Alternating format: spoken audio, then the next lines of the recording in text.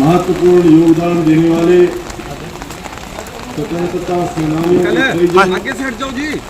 सम्मान के योग्य बुजुर्गों, माताओं, भाइयों, बहनों, प्यारे बच्चों, जिला प्रशासन के अधिकारीगण, पत्रकार एवं छायाकार बंधुओं, आज़ादी के पावन अवसर पर मैं आप सभी को हार्दिक बधाई व शुभकामनाएं देता हूं।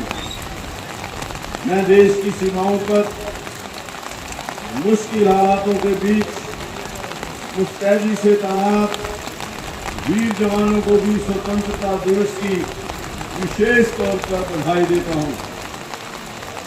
आज हर भारतवासी के लिए खुशी एवं गर्व का दिन है। हर घर तिरंगा कार्यक्रम से तिरंगे के साथ पूरा देश देशभक्ति के रंग में रंग हुआ है।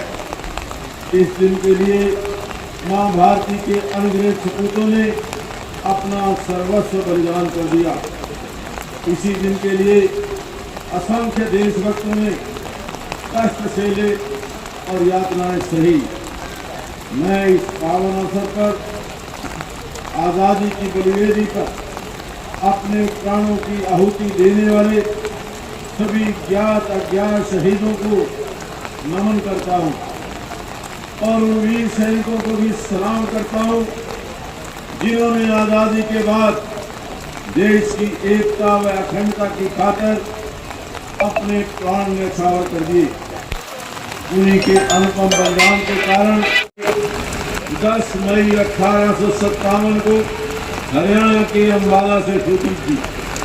उस चिंगारी ने आगे चलकर ऐसा जन आंदोलन खड़ा किया जिसके बलबूते हम 1947 में अंग्रेजी हुकूमत को उखाड़ फेंकने में कामयाब रहे।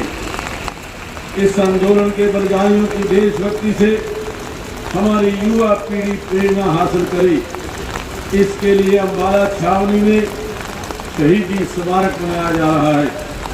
आज़ादी के बाद भी 1962, 1965 व 1971 के विदेशी आक्रमण से लेकर कारगिल युद्ध तक हरियाणा के वीर जवानों ने वीरता की मिसाल पेश करते हुए देश की आज़ादी को अक्षुण्ण बनाए रखने में निरंतर योगदान दिया है।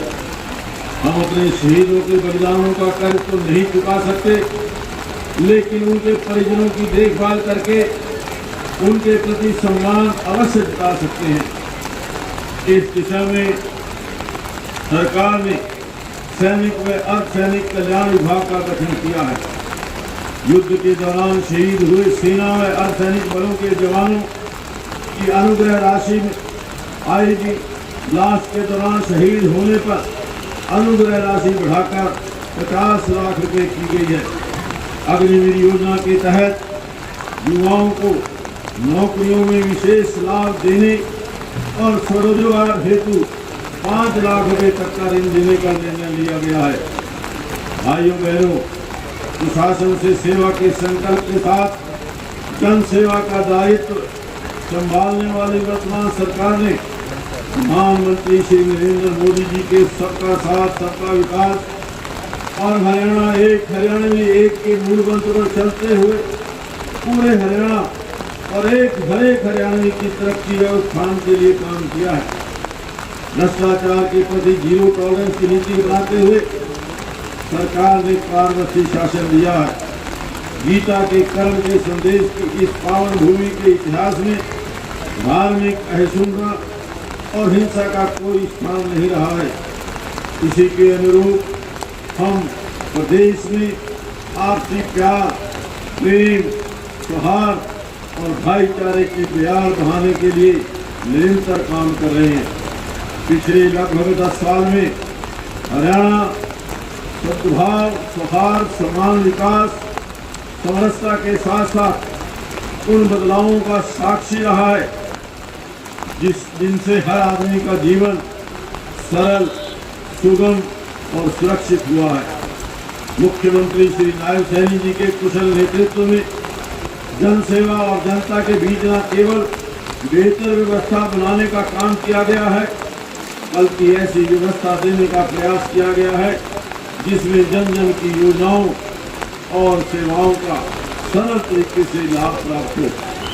देश की आज़ादी से लेकर लंबे समय तक गरीब कल्याण की बातें तो की जाती रही, लेकिन उनका लाभ पात्र व्यक्तियों तक नहीं पहुंच पाया।